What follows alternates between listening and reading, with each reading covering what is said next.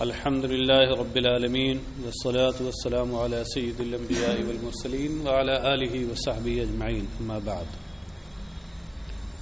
أعوذ بالله من الشيطان الرجيم بسم الله الرحمن الرحيم وعن أنس رضي الله عنه قال رسول الله صلى الله عليه وسلم العيادة فواق ناقة فواق أو فواق فا کے ضمہ اور فتح دونوں کے ساتھ صحیح ہے. ہاں، فواق کا مطلب ہوتا ہے جانور کو دہنے کی مقدار، اور کہیں کہیں بولا جاتا ہے جانور کو 2 بار دہنے کے درمیان کی جو مدت ہے وہ. یہاں مراد کیا ہے؟ جانور کو ایک بار دہنے میں جتنا ٹائم لگتا ہے وہ ہے فواق. تو فرمایا اللہ کے رسول صلی اللہ علیہ وسلم نے کہ مریض کی عیادت اونٹنی کو ایک بار دہنے کی مدت ہے. ایک بار اونٹنی کے دہنے میں جتنی دیر لگتی ہے تو جتنا وقت لگتا ہے بس اتنی عیادت ہونی چاہیے بیمار کی. یہ نہیں کہ جا کے مسلط ہو جائیے آپ ہاں اور اسے اکتاہٹ ہونے لگی. کیونکہ دیکھیے جب کوئی دوسرا شخص جا کے بیٹھتا ہے تو پھر مریض تکلف میں کبھی کبھی کچھ اس کو ایسی چیزیں کرنی پڑتی ہیں جو اس کے لیے نقصان دہ ہوتی ہیں. ہاں مگر اس سے کل بھی اس سے پہلے والے سبق میں بتا چکا ہوں کہ اس سے دوستوں رشتہ داروں اور ان قریبی لوگوں کا دیر تک بیٹھنا مستثنا ہے کہ جس کے بیٹھنے سے اس کا دل لگے، اس کی دلداری ہو. جن کے بیٹھنے کو سے وہ اکتائے نہیں بلکہ چاہے کہ یہ بیٹھیں، وہ مستثنا ہے. ہاں کیونکہ حقیقت میں اب وہ آگے ان کا یہ عمل عیادت نہیں ہوگا بلکہ صحبت و رفاقت میں جائے گا. ہاں دلداری میں جائے گا. عام لوگوں کے لیے یہی ہے، زیادہ دیر نہ بیٹھیں. وفی روایت سعید ابن المسیب مرسلا افضل العیادت سرعت القیام راہ البیہقی فی شعب الایمان. اور حضرت سعید ابن مسیب کی روایت میں ہے مرسلا. یہ سعید ابن مسیب یہ کبار تابعین میں سے ہیں اور یہ حضرت ابو ہریرہ کے داماد تھے. تو حضرت ابو ہریرہ کا کی حدیثیں ان کے پاس کثرت سے تھیں کہ سب سے بڑے راوی ہیں سعید ابن مسیب. یہ مرسلن روایت کرتے ہیں. مرسلن کا مطلب کیا ہوتا ہے کہ صحابی کو چھوڑ کر کے تابعی خود نبی اکرم صلی اللہ علیہ وسلم سے روایت کرے.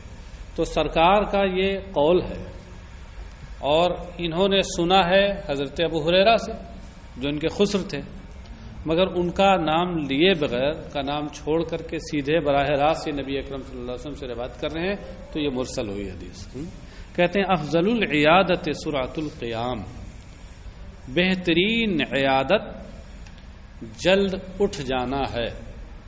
بہترین عیادت یہ ہے کہ بیمار کے پاس سے آپ جلد اٹھ جائیں. یعنی بہت جلد کا مطلب یہ نہیں کہ گئے اور اٹھے، مطلب یہ ہے کہ بس وہی جو اوپر بیان کیا گیا فواق و ناقتن، کچھ دیر بیٹھیے اور اس کے بعد اٹھ جائیے، زیادہ اکتاہٹ میں اسے مبتلا نہ کیجیے.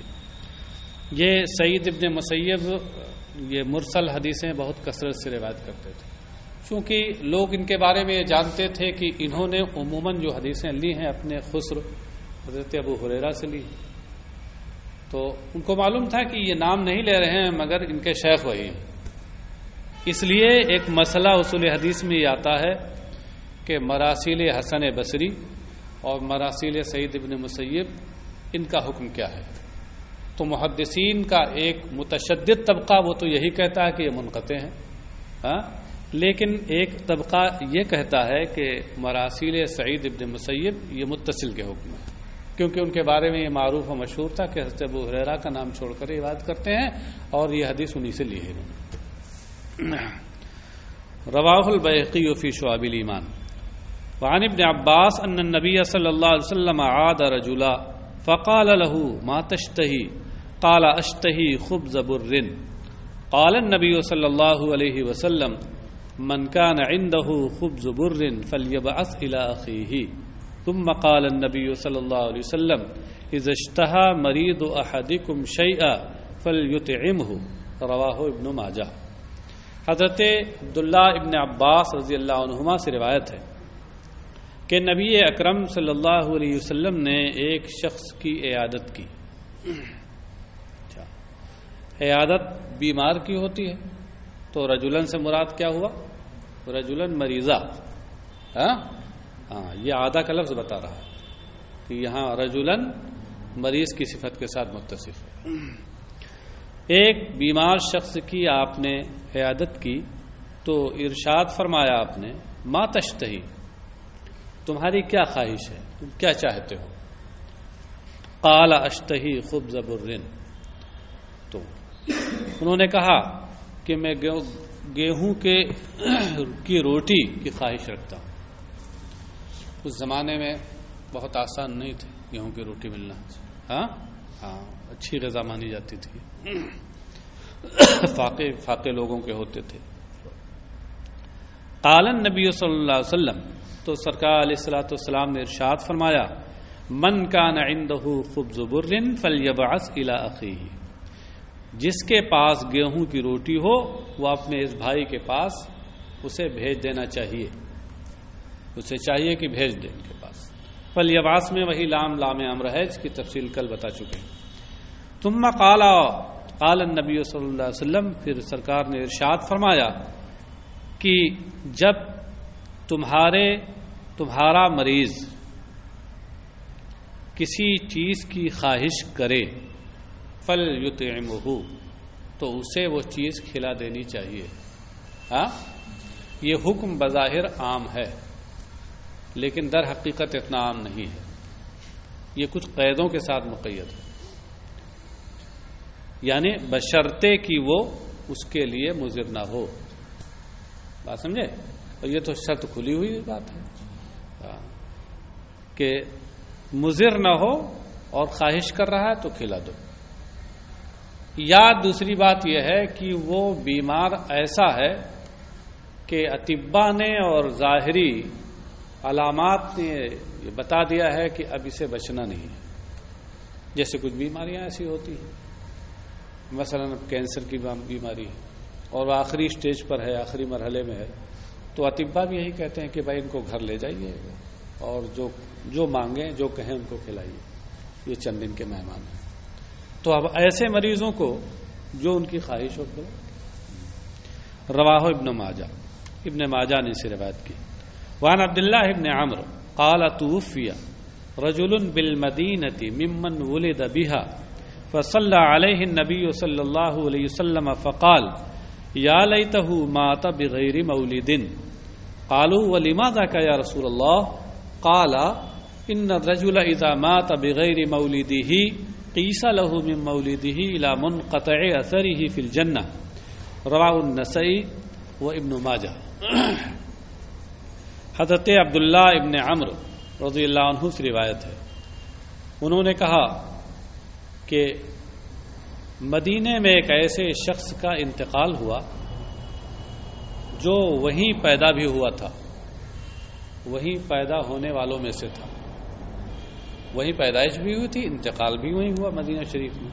فصلی علیہ النبی صلی اللہ علیہ وسلم، تو نبی اکرم صلی اللہ علیہ وسلم نے اس کی نماز جنازہ پڑھائی اور پھر فرمایا کاش یہ اپنی جائے پیدائش کے علاوہ کہیں اور مرا ہوتا، یعنی یہ اپنی جائے پیدائش کے سوا کہیں اور۔ یہ ایک عام بات کہی انہوں نے۔ کبھی کبھی ایسا ہوتا ہے کہ کوئی جائے پیدائش جو ہوتی ہے وہ بڑی اہم ہوتی ہے، جیسے خود مدینہ طیبہ میں مرنا، کیا بات ہے، بڑی اہم ہے۔ لیکن ایک دوسری جہت سے اس اعتبار سے کہ جائے پیدائش وہ ہے، تو اس اعتبار سے بہتر یہ ہے کہ کہیں دوسری جگہ انتقال کرے۔ اس میں کیا فائدے ہیں؟ سرکار نے فرمایا قالوا ولماذا کا یا رسول اللہ، صحابہ نے عرض کیا یہ ایسا کیوں اے اللہ کے رسول، یہ کیوں ہے؟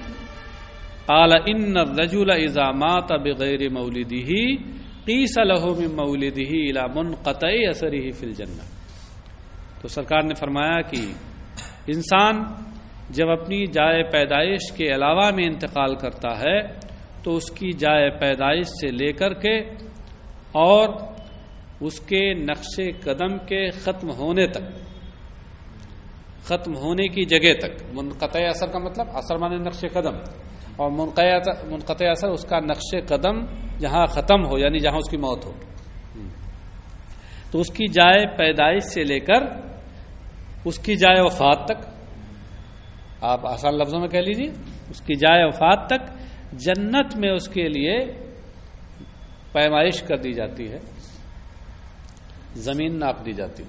قیسا، قیسا کا معنی پیمائش کرنا، ناپنا۔ ہاں مطلب کیا ہوا؟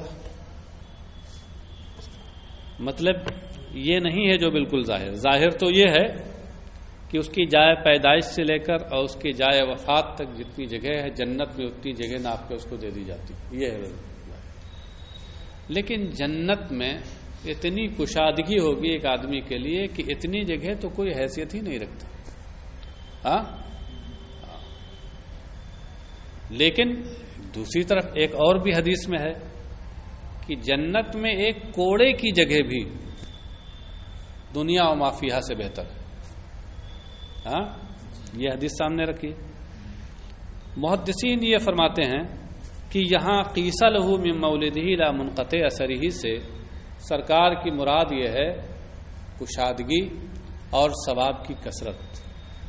ہاں کہ ایسے ہی جیسے ایک شخص یہاں سے لے کر وہاں تک نیک عمل کرتا چلا جائے، اس کے اعمال یہاں سے وہاں سے تک پھیلے ہوں، ان کا جو ثواب ہے وہ جنت میں اسے ملے گا، یہ مراد ہے۔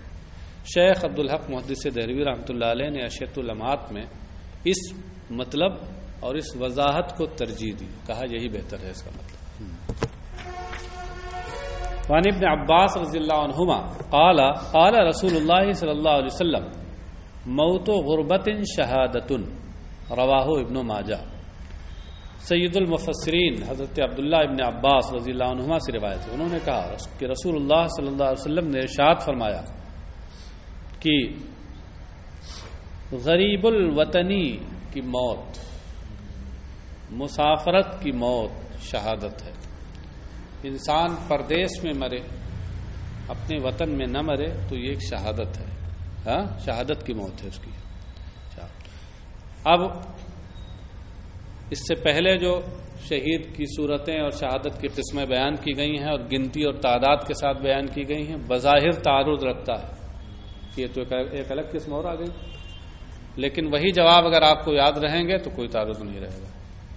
وہ جواب نے دیے تھے نا اس وقت، یاد ہیں؟ کوئی تعارض نہیں۔ الذکر بالعدد لا یفید الحصر، حصر تھوڑے وہاں مقصود تھا۔ وعن ابی ہریرہ قال قال رسول اللہ صلی اللہ علیہ وسلم من مات مریضا مات شہیدا او وقی فتنة القبر وغدی وریح علیہ برزقہ من الجنہ، رواہ ابن ماجہ والبیہقی فی شعب الایمان۔ حضرت ابو ہریرہ رضی اللہ عنہ سے روایت ہے، انہوں نے کہا کہ رسول اللہ صلی اللہ علیہ وسلم نے ارشاد فرمایا کہ جو بیمار ہو کر انتقال کرے تو وہ شہید ہو کر انتقال کرتا ہے، یعنی اس کی موت شہادت کی موت ہوتی ہے، اور وہ فتنہ قبر سے محفوظ رکھا جاتا ہے۔ وقیہ یعنی حفظہ، وقایا بمعنی حفاظت سے، یہ فعل ماضی ہے۔ قبر کی آزمائش، اللہ ہم سب کو اس سے محفوظ رکھے۔ قبر کی آزمائش بڑی سخت ہوتی ہے۔ ہاں کہ حدیث میں آیا نا کہ منافق کو دبائے گی تو ایسے دبائے گی کہ ادھر کی پسلیاں ادھر ہو جائیں، اور قبر دباتی سب کو ہے، مومن کو بھی، مگر بزرگوں نے فرمایا کہ مومن کو ایسے دباتی ہے جیسے ماں پیار میں اپنے بچے کو بھیجتی ہے، اس طرح۔ لیکن منافق کو اس طرح دباتی ہے کہ ادھر کی پسلیاں ادھر ہو جاتی ہیں، ہاں، اور وہ ساری دنیا میں جو چال بازیاں وہ کرتے تھے، ہاں، سب رکھی کی رکھی رہ جاتی ہے۔ دنیا میں جو منافقین ہوتے ہیں نا، وہ اپنے سے زیادہ قابل کسی کو نہیں سمجھتے، وہ منافقت کرتے رہتے ہیں. منافقت کا مطلب ہوتا ہے کہ آپ سے کچھ ہم سے کچھ، اندر کچھ باہر کچھ. ہاں، اسی وجہ سے تو حدیث شریف میں فرمایا گیا ایک جگہ کہ ذو الوجہین لا یکون عند اللہ وجیہا. ذو الوجہین، دو چہروں والا، اور اچھا ترجمہ کیجئے دو رخا آدمی اللہ کے نزدیک باعزت نہیں ہوتے. جس کے دو چہرے ہوں، آپ کے نزدیک کوئی چہرہ، میرے نزدیک کوئی چہرہ. ہاں، ہم سے آپ سے اتفاق سے نہیں بنتی. ہوتا ہے کبھی کبھی. ہمارے پاس پہنچا بہت گندا آدمی، ارے اس کو تو ایک دم میرے کو دنیا سے ہٹا دینا چاہیے، قتل کر دینا چاہیے. آپ کے پاس پہنچا میرے بارے میں وہ بہت نہایت گندا آدمی، دنیا کی کون سی برائی جو اس کے اندر نہیں ہے، اس کو زمین کو اس کے وجود سے پاک کر دینا چاہیے. سمجھے؟ ہم نے سمجھا کہ ہمارا یہ ہمدرد ہے، آپ نے سمجھا ہمارا ہمدرد ہے، حالانکہ نہ ہمارا ہمدرد نہ آپ کا ہمدرد ہے. ذو الوجہ، آپ کے ہاں کوئی چہرہ دکھایا، ہمارے ہاں کوئی چہرہ دکھایا. اب ایسا شخص اللہ کے نزدیک کیسے وجیہ ہوگا؟ ذو الوجہین لا یکون عند اللہ وجیہا. اس طرح کے منافقین جب قبر میں جائیں گے تو پتہ لگے گا کہ ہاں کیسے قبر ان سے اپنے فتنے میں ڈالے گی. انہوں قضی وریح علیہ برزقہ من الجنہ. غدا یغدو، غدوتن کا معنی صبح کو آنا، اور ریحا یہ فعل ماضی مجھول ہے، راحہ روح سے، اس کا معنی ہوتا ہے شام کو آنا. ہاں، اور برزقہ میں با تعدیہ کے لیے ہے تو اب معنی ہو جائے گا لانا. تو مطلب کیا ہوا کہ اور صبح و شام جنت سے اس کا رزق لایا جاتا ہے، دیا جاتا ہے. یعنی صبح و شام اسے جنت سے رزق دیا جاتا ہے. تو مطلب یہ ہوا کہ بیماری کی حالت میں مرنا یہ شہادت کی موت ہے. فتنہ قبر اور قبر کی آزمائش سے حفاظت ہوتی ہے، اس سے جنت کی غذا ملتی ہے. ہاں، اچھا، صبح و شام اس سے مراد صرف صبح و شام نہیں. شارحین نے فرمایا کہ اس سے مراد دوام ہے، یعنی ہمیشہ اور برابر، ہمیشہ اور برابر اسے جنتی رزق ملتا رہتا ہے. ہاں، یہ بیماری کی حالت میں آدمی انسان مرتا ہے تو ظاہر ہے وہی گناہ جھڑتے ہیں، اس کی حالت میں انتقال ہوا تو ظاہر سی بات ہے کہ شہادت کی موت ہوگی. عن العرباض بن ساریہ ان رسول اللہ صلی اللہ علیہ وسلم قال يختصم الشهداء والمتوفون على فروشهم الى ربنا عز وجل في الذين يتوفون من الطاعون فيقول الشهداء اخواننا قتلوا كما قتلنا ويقول المتوفون اخواننا ماتوا على فروشهم كما متنا فيقول ربنا انظروا الى جراحتهم فإن أشبهت جراحهم جراح المقتولين فإنهم منهم ومعهم فإذا جراحهم قد شبهت جراحهم. رواہ احمد والنسائی. حضرت ارباز ابن ساریہ رضی اللہ عنہ سے روایت ہے، وہ کہتے ہیں کہ رسول اللہ صلی اللہ علیہ وسلم نے ارشاد فرمایا کہ شہداء اور اپنے بستروں پر وفات پانے والے، شہداء اور اپنے بستروں پر مرنے والے ہمارے پروردگار عز و جل کی بارگاہ میں طاعون میں وفات پانے والوں کے سلسلے میں جھگڑا کریں گے. ہاں، دو طرح کے لوگ ہوئے نا، شہداء جو راہ خدا میں، حقیقی شہید تو ہی جو راہ خدا میں مارے جائیں، یہاں وہی حقیقی شہید مراد ہے. اور متوفون علی فروشہم کا مطلب کیا ہے؟ جو اپنے گھر میں اپنے بستروں پہ مرے. اور تیسری ایک قسم کیا ہے؟ تعاون میں مرنے والوں کی. تو یہ تعاون میں مرنے والوں کے سلسلے میں بارگاہ الہی میں شہداء جھگڑا کریں گے اور بستروں پہ مرنے والے جھگڑا کریں گے. شہداء کہیں گے کہ یہ شہید ہے، اسے ہم جو ہمارے ساتھ ہونا چاہیے اور ہمارے جیسا ثواب ملنا چاہیے. اور بستروں پہ مرنے والے کہیں گے یہ کہاں راہ خدا میں گیا، یہ تو تعاون میں اپنے گھر میں مرا، اپنے بستر پہ مرا، تو یہ تو ہمارے ساتھ ہونا چاہیے اور ہمارے جیسا اس کو ثواب ملنا چاہیے. یہ جھگڑا کریں گے. سمجھ گئے؟ یہاں یہ ایک لفظ ہے متوفونا ہے اور یتوفونا ہے. توفا یا توفا باب تفعول سے، اس کا معنی ہوتا وفات دینا. اس سے اسم فاعل کیا آئے گا؟ متوفی کا معنی کیا ہوگا؟ وفات دینے والا. تو وفات دینے والا کون ہوگا؟ اللہ تعالی. حقیقت میں تو وہی ہے. اور آپ مجازن حضرت اسرائیل کو بھی اور ملائکہ موت کو بھی کہہ سکتے ہیں. تو متوفی حقیقت میں اللہ ہے، اور جسے وفات دی جائے وہ متوفا ہوا. ہاں یہ میں خصوصیت کے ساتھ اس لیے بتا رہا ہوں کہ اردو میں بہت سے لوگ ناموں کے بعد جو کی تاریخ وفات لکھی ہوتی ہے وہاں لکھا ہوتا ہے متوفا، اور بہت سے لوگ پڑھتے ہیں اس کو متوفی. ہاں تو کتنا بڑا فالٹ ہے، کتنی بڑی غلطی ہے، اس لیے بتا رہا ہوں خاص طور سے. تو آپ حضرات کبھی متوفی مت پڑھیے گا، متوفا.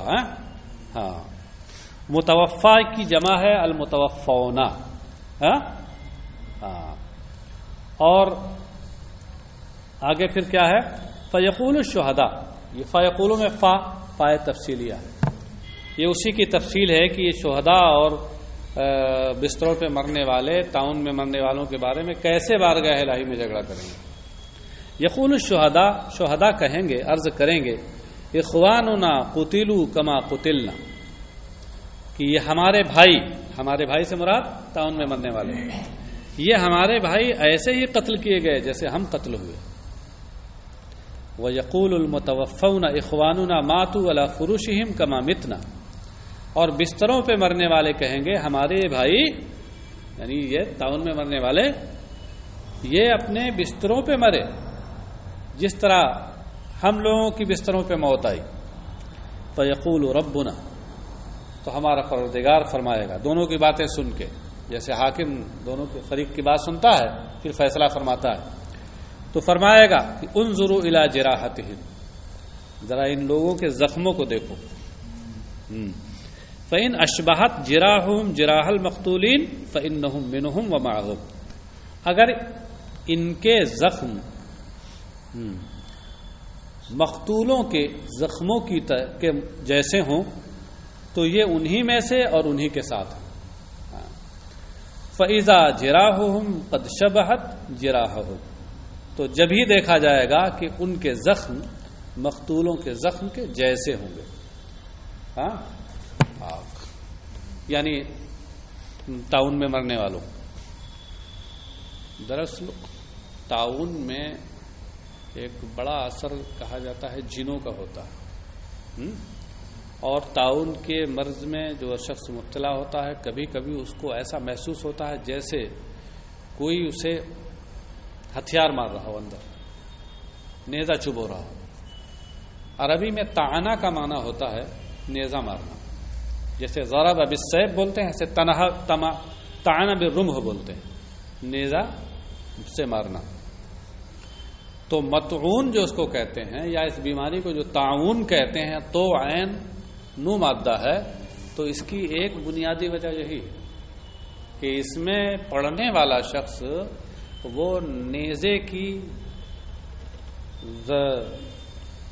نیزے کے وار جیسا تکلیف محسوس کرتا ہے. ہاں اور شاید اسی جیسے زخم بھی ہوتے ہیں، شاید کا اب تو یقیناً جب اللہ تعالیٰ فرما رہا ہے تو یقیناً اندر زخم ایسے ہوتے ہیں. ہاں اسی وجہ سے اس کو طاعون اور ایسے مریض کو مطعون کہتے ہیں، اور اسی وجہ سے وہ شہید ہے. رواہ احمد والنسائی. وعن جابر ان رسول اللہ صلی اللہ علیہ وسلم قال الفار من الطاعون كالفار من الزحف والصابر فيه له اجر الشهید. رواہ احمد. حضرت جابر رضی اللہ عنہ سے روایت ہے کہ رسول اللہ صلی اللہ علیہ وسلم نے ارشاد فرمایا کہ طاعون سے بھاگنے والا یہ جہاد سے بھاگنے والے شخص کی طرح ہے. فار اس میں فاعل ہے، فر یفر فرارن سے بھاگنے والا. زحف اس کا مطلب ہوتا ہے کافروں حملہ کر، کافروں پر حملہ، مراد جہاد. ہاں تو جیسے جہاد سے بھاگنا ناجائز ہے، ایسے ہی طاعون سے بھاگنا ناجائز ہے. جہاں جس بستی میں طاعون آ جائے تو آدمی کو پھر راضی برضائے الہی رہ کر وہیں رہنا چاہیے. اس سے پہلے گزر چکی تشریحات اس کی. والصابر فیہ لہ اجر الشہید، اور اس میں صبر اور ثابت قدم رہنے والے کے لیے شہید کا سا ثواب ہے۔ رواہ احمد، امام احمد نے اسے روایت کیا۔ یہ صاحب باب ختم ہوا، کافی لمبا باب تھا۔ باب تمنی الموت و ذکرہ، موت کی آرزو کرنے اور موت کو یاد کرنے کا بیان۔ موت کی آرزو کرنی چاہیے یا نہیں کرنی چاہیے، اس کا کیا حکم ہے، اور موت کو یاد کرنا چاہیے، اس کا کیا حکم ہے۔ تو اس سلسلے میں آپ یوں سمجھ لیجئے کہ موت کی آرزو دنیاوی جھمیلوں اور پریشانیوں سے پریشان ہو کر کے اور موت کی آرزو کرنا یہ ناجائز ہے۔ ہاں، کوئی دنیا کے مصائب میں گرفتار ہے اور اب اس کی وجہ سے کہ اللہ ہمیں اٹھا لے، ہاں، یہ ناجائز ہے۔ اس میں کیا ہونا چاہیے کہ اس سے صبر کرنا چاہیے اور اللہ سے اجر کا طلبگار ہونا چاہیے۔ ہاں، اگر کوئی شخص لقائے مولا، اللہ سے ملاقات کی آرزو کے لیے اور موت کی تمنا کر رہا ہے، وہ جانتا ہے کہ اس دنیا میں رہتے ہوئے جیتے جی ہم اللہ کا دیدار نہیں کر سکتے، اللہ سے ملاقات بھی نہیں ہو سکتی، جب تک مریں گے نہیں، موت نہیں آئے گی، لقائے مولا نہیں ممکن ہے۔ تو اگر وہ اس لیے کہ موت یہ لقائے مولا کا ذریعہ اور واسطہ ہے، یہ سمجھ کر کے اگر موت کی آرزو کرتا ہے تو یہ پھر ناجائز نہیں، بلکہ یہ تو عین کمال ایمان ہے۔ یہ تو ایک مومن کامل کا یہی طریقہ ہوتا ہے۔ ہاں، اور یہی وجہ ہے کہ بہت سے اہل ایمان کے انتقال کے وقت جو تبسم اور مسکراہٹ ہوتی ہے، اس کا سبب یہ ہوتا ہے، آپ سمجھے۔ اور حضرت آسی غازی پوری کا وہ شعر آپ نے بار بار سنا ہوگا کہ آج پھولے نہ سمائیں گے کفن میں آسی، ہے شب وصل بھی اس گل سے ملاقات کی رات۔ قبر کی رات، وہ اس گل سے مراد محبوب۔ اب یہاں محبوب کی الگ الگ تشریح کرتے ہیں لوگ، اللہ سے ملاقات کی بھی رات ہے، سرکار علیہ الصلوۃ والسلام کا دیدار بھی نصیب ہوتا ہے، تو اس گل سے ملاقات کی رات۔ تو اگر اس لحاظ کوئی کرتا ہے تو یہ عین کمال ایمان ہے، کامل ایمان ہونے کی نشانی ہے۔ ہاں، اگر کوئی شخص ایسی جگہ ہے جہاں وہ گناہوں میں گھرا ہوا ہے اور لاکھ کوشش کے باوجود زبردستی اس سے گناہ کروائے جاتے ہیں، بچنے کی صورت نہیں ہے کوئی، ایسے وقت میں وہ اگر موت کی آرزو کرے اس نیت سے کہ مر جائیں، دنیا سے چلے جائیں تاکہ ہم گناہوں سے فرصت مل جائے، تو یہ بھی ایک مومن کی نشانی ہے۔ ہاں، بس دنیاوی مصائب و آلام سے گھبرا کر کے موت کی آرزو کرنا یہ ناجائز ہے۔ اور ذکر ہی دوسرا اس کا جز کیا ہے، ذکر ہی، بابو تمنی الموت و بابو ذکر الموت، موت کو یاد کرنے کا بیان۔ موت کو یاد کرنے کا یہ مطلب نہیں ہے کہ صرف آپ یاد کر لیں ہاں موت تو آئے گی۔ ہاں، مشائخ نے فرمایا کہ موت کو یاد کرنے کا مطلب یہ ہے کہ اس کے جو نتائج ہیں، عواقب ہیں، وہ سب اس پر مرتب ہوں، کہ وہ نیک عمل کرے، اوامر پر کو بجا لائے اور ممنوع چیزوں سے وہ بچے۔ یہ ہے موت کو یاد کرنے کا مطلب، سمجھے؟ ورنہ اگر صرف کہیں کہ ہاں ہم تو موت یاد کر رہے ہیں، نہ نماز پڑھے، نہ روزہ رکھے، نہ نیک کام کرے، تو اس صورت میں کیا ہوگا جانتے ہیں؟ یہ فقط زبانی جمع خرچ ہے بس۔ ہاں ہاں، شاہ صاحب، اسی کے تعلق سے اس میں حدیثیں ہیں، بس آپ دیکھ لیجئے، موٹی موٹی باتیں میں نے بتا دی ہیں، اب ہر جگہ تشریح کی کوئی ضرورت نہیں، جہاں تشریح ہونا ہوگی۔ عن ابی ہریرہ قال قال رسول اللہ صلی اللہ علیہ وسلم لا يتمنى احدكم الموت اما محسنا فلعله ان يزداد خيرا واما مسيئا فلعله ان يستعتب۔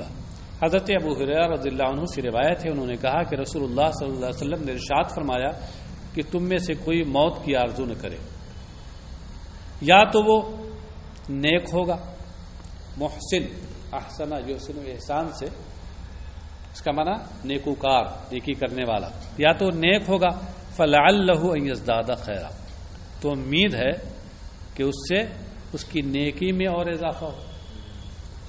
بھائی جب زیادہ دن تک زندہ رہے گا تو زیادہ نیکیاں کرے گا، اور یہ اچھی بات ہے. وہ اما مسیئن، اور یا وہ بدکار ہوگا، برائی کرنے والا، بدی کرنے والا ہوگا، فلعلہ ان یستعتب، تو امید ہے کہ وہ اللہ کی عتاب یعنی اللہ کی رضا کا طلبگار بن جائے. کیا مطلب ہے؟ ہو سکتا ہے کہ وہ توبہ کر کے اور اللہ کی رضا کا طلبگار بن جائے. یستعتبہ، یہ یستعتب استعتاب سے، باب استفعال سے. استعتاب کا مطلب ہوتا ہے کسی کی رضا اور خوشی کو طلب کرنا، اس کا طلبگار ہونا. تو مراد یہ ہے اللہ کی رضا. ایک بدی میں اور گناہ میں گرفتار آدمی اللہ کی رضا کیسے حاصل کرے گا؟ توبہ کر کے. تو اس لیے میں نے اس میں ترجمے میں توبہ کر کے کا لفظ بڑھا دیا، ورنہ لفظ کسی لفظ کا ترجمہ نہیں ہے. اچھا، تو مطلب یہ ہوا کہ توبہ کر کے وہ اللہ کی رضا کا طلبگار بن جائے. امام بخاری نے سے روایت کیا. وعنہ قال قال رسول اللہ صلی اللہ علیہ وسلم لا يتمنى احدكم الموت ولا يدعو به من قبل ان يأتيه انه اذا مات انقطع عمله وانه لا يزيد المؤمن عمره الا خيرا رواه مسلم. حضرت ابو ہریرہ ہی سے روایت ہے، انہوں نے کہا کہ رسول اللہ صلی اللہ علیہ وسلم نے ارشاد فرمایا تم میں سے کوئی شخص موت کی آرزو نہ کرے اور اس کے آنے سے پہلے موت کی دعا نہ کرے. لا يدعو، انہ اذا مات انقطع عملہ، کیونکہ جب وہ مر جائے گا تو اس کی امید ختم ہو جائے گی. کس چیز کی امید ختم ہو جائے گی؟ نیک کام کرنے کے سے جو ثواب ملتا ہے اس کی امید ختم ہو جائے گی. جب زندگی ختم تو اب نیک کام تو وہاں نہیں کرے گا نا. دنیا دارالعمل ہے، دنیا دارالتکلیف ہے، نہ کہ برزخ اور عالم آخرت، وہ تو دارالعمل ہے نہیں. تو اب نیکی کی، نیک کام کرنے کی وجہ سے جو ثواب ملنے والا تھا، اللہ کی جو رضا حاصل ہونے والی تھی، اس کی امید ختم ہو جائے گی. عمل کا معنی امید. بعض نسخوں میں مشکات کے عملہ ہے، وہ اور زیادہ واضح ہے. حاصل اس کا بھی یہی ہے کہ اذا مات انقطع عملہ، جب انتقال کر جائے گا تو اس کا عمل ختم ہو جائے گا. ظاہر ہے دنیا دارالعمل ہے، جب دنیا سے چلا گیا تو عمل کا معاملہ ختم. وَإِنَّهُ لَا يَزِيدُ الْمُؤْمِنُ عُمْرُهُ إِلَّا خَيْرًا، اور مومن کی عمر اس میں کہ نیکی ہی میں اضافہ کرتی ہے. مومن کا مطلب یہی ہے کہ وہ ایمان کے تقاضوں پہ عمل کرنے والا ہو، اور ایمان کا تقاضا ہے کہ نیکی کرے. تو جتنی لمبی عمر مومن کو ملتی ہے، ظاہر ہے اس کی نیکیاں ہی تو بڑھتی جاتی ہیں. اس لیے موت کی آرزو بے سود ہے، خاص طور سے دنیاوی مصائب سے پریشان ہو کر. عن انس قال قال رسول اللہ صلی اللہ علیہ وسلم لا يتمنين احدكم الموت من ضر اصابه فان كان لابد فاعلا فليقل اللهم احيني ما كانت الحياه خيرا لي وتوفني اذا كانت الوفاه خيرا لي متفق علیہ. حضرت انس سے روایت ہے، انہوں نے کہا کہ رسول اللہ صلی اللہ علیہ وسلم نے ارشاد فرمایا تم میں سے کوئی شخص اس پریشانی سے کی وجہ سے موت کی آرزو نہ کرے جو پریشانی اس تک پہنچی. کوئی مصیبت پہنچی ہے، اس کی وجہ سے موت کی آرزو وہ نہ کرے.